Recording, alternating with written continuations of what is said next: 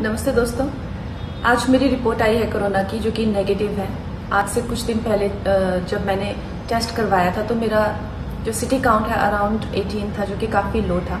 तो ये 7-8 दिनों में मैंने जो वायरस को क्योर किया है। तो पिछली बार जब मैंने ये अनाउंस किया तो कुछ लोग बहुत ज़्यादा हर्ट हो गए थे कि मैंने कहा कि let's beat this small time virus. तो अभी मेरी कोई इच्छा नहीं थी कि मैं कुछ कहूँ, क्योंकि ऐसा लगता है जैसे अभिव्यक्ति की कोई आज़ादी ही नहीं है यहाँ पे। किसी को एक नेगेटिव लोगों का ग्रुप हमेशा हावी रहता है पॉजिटिव लोगों पे। तो लेकिन मेरी बहन ने कहा कि देखिए वो कुछ लोग हैं, उनका बस चले तो आपके सांस लेने से भी उनको प्रॉब्लम हो जाए। तो क्या आप उनकी सोच को अपने ऊपर हावी होने देंगे, या 99% लोग जो कि पॉजिटिव और चाहते हैं कि आपके अनुभव से उनको फायदा हो और किसी तरह का रास्ता मिले, किसी तरह की गाइडेंस मिले, आप उनको अपने दिमाग पे हावी रखिए, इन नेगेटिव लोगों के बारे में मत सोचिए।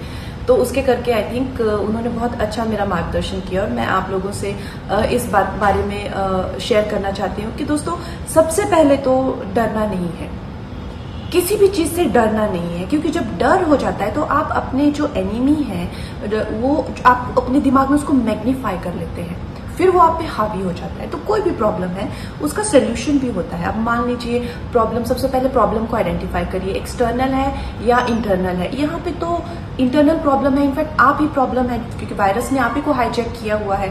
तो नेचुरल सी बात है, 80% बैटल तो वहीं पे विन कर गए, क्योंकि आपको किसी और से कोई मतलब नहीं है, खुद ही को ठीक करना है। और ये you have to make sure कि ये किसी और को भी ट्रांसमिट ना हो। फर्स्ट एंड फॉरमोस्ट, आप अपनी चीजों को अप्रोच करने के लिए 3 प्राइमरी चीजों में डिवाइड कर लीजिए, फिजिकल, मेंटल, इमोशनल। अब फिजिकली आप देखिए कि आपको वाकई में क्या प्रॉब्लम है। बहुत सारे लोग मुझे कहने लगे, अरे ऑर्गन फेल हो जाते हैं, अरे हार्ट फेल हो जाता है, अरे फंगस भी हो जाता है। तो मतलब इतनी सारी सोच आती है। आप अपने आप को जेन्युइनली आइडेंटिफाई करिए कि क्या प्रॉब्लम आपको है और क्या नहीं है। मेरा गला दर्द कर रहा था, दिमाग पे मानो एक ऐसी फॉगीनेस सी थी जिससे टेस्ट और स्मेल नहीं आ रहा था, और शरीर में वीकनेस थी मुझे बहुत ज्यादा।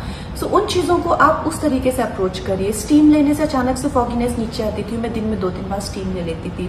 काढ़ा पीने से गले को राहत मिलती थी, बीटाडीन के गागल करके गले को राहत मिलती थी। काढ़ा वही नॉर्मल जो हमारा इंडियन स्टाइल रहता है, अदरक, गलोय। मेरे मम्मी पापा ऑर्गेनिक गलोय मुझे उन्होंने भेजी, बहुत बहुत धन्यवाद उनका।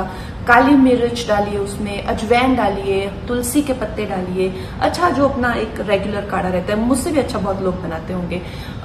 और उसके बाद में मैंने देखा कि मुझे जो फिजिकली जो एक अजीब सी टायर्डनेस आ रही थी, मैंने स्ट्रेचिंग और जो भी मैं इजी आसनास कर रही थी वो कंटिन्यू किए। Second, mental. ये बहुत ही डिफिकल्ट एस्पेक्ट है ह्यूमन हेल्थ का, क्योंकि जब आप इतने ज्यादा टेकन ओवर होते हैं, एक नेगेटिव शक्ति आपके ऊपर होती है, तो नेचुरल सी बात है आपकी नेगेटिव थॉट्स होते हैं। सो मेडिटेशन कहना बहुत आसान है, लेकिन करना उस वक्त पे उतना ही मुश्किल होता है। लेकिन फिर भी मैंने खुद को बिठाया और प्राणायाम किया। ओम का भी चांट अगर आप कर लें 15 से 20 बार, और बाकी जितने भी आपको भस्त्रिका, कपाल भाती, नाड़ी शोधन, जिस तरह की गतिविधियां या ये इस तरह के प्राणायाम की आता है वो करिए आप। और फिर मुझे मेडिटेशन में भी उससे बहुत ज्यादा आसानी हुई, क्योंकि कई लोगों को डिप्लीशन ऑफ एनर्जी होता है, कई लोगों को अक्यूमुलेशन ऑफ एनर्जी होता है। डिप्लीशन ऑफ एनर्जी में आप डिप्रेस्ड फील करते हैं, अक्यूमुलेशन ऑफ एनर्जी और भी भयानक होती है, जिसमें आप गुस्सा, एकदम गुस्सैल हो जाते हैं और आपको नेगेटिविटी और फ्रस्ट्रेशन आप में जनरेट होती है, जो कि मुझे बहुत ज्यादा प्रॉब्लम होती है। लेकिन जब मैंने ये चीजें की तो मुझे उस बहुत ज्यादा अच्छा एक दिमाग में क्लैरिटी आई, और मैंने चीजें पढ़ना शुरू की, अच्छी बातों की तरफ मेरा ध्यान गया। इस वक्त में भी मैंने बहुत सारा काम किया, और मैं ज्यादा टीवी ने इससे डिजिटल से बहुत दूर रहती हूँ, और अपने लोगों से बात की, उनसे बात करके, दोस्तों से बहुत बात की। बहुत बहुत धन्यवाद, उन्होंने मुझे वक्त दिया। और तीसरा सबसे इंपॉर्टेंट एस्पेक्ट है इमोशनल। दोस्तों, इमोशनली भी हम लोगों को ये जो बहुत मुश्किल हो जाता है, जो हमारी वाइब्रेशन होती है इतनी लो हो जाती है कि एक नेगेटिविटी के साथ साथ और कई नेगेटिविटी हम पे हावी हो जाती है। तो अपने आप अपनी वाइब्रेशन हाई करने के लिए क्या किया जा सकता है? सबसे पहले तो अपनी नेगेटिविटी जो भी आपके थॉट्स है, अब कहना आसान है जैसे मैंने आपको बताया, करने के लिए आपको उसके लिए मेहनत करनी पड़ेगी। मगर और भी इजी तरीके ये है कि जो आपकी वाइब्रेशन है, हमारा बॉडी है वो 70% वाटर होता है। साइंटिफिकली इट्स प्रूवन कि अलग अलग sounds and vibration the crystal formation gets affected in our body. तो जैसे कि मैंने हनुमान चालीसा बहुत ज़्यादा सुनी, मैंने चांट्स बहुत ज़्यादा सुने, गायत्री मंत्र बहुत ज़्यादा सुना। तो इस तरह की आप भी हेल्प लीजिए, और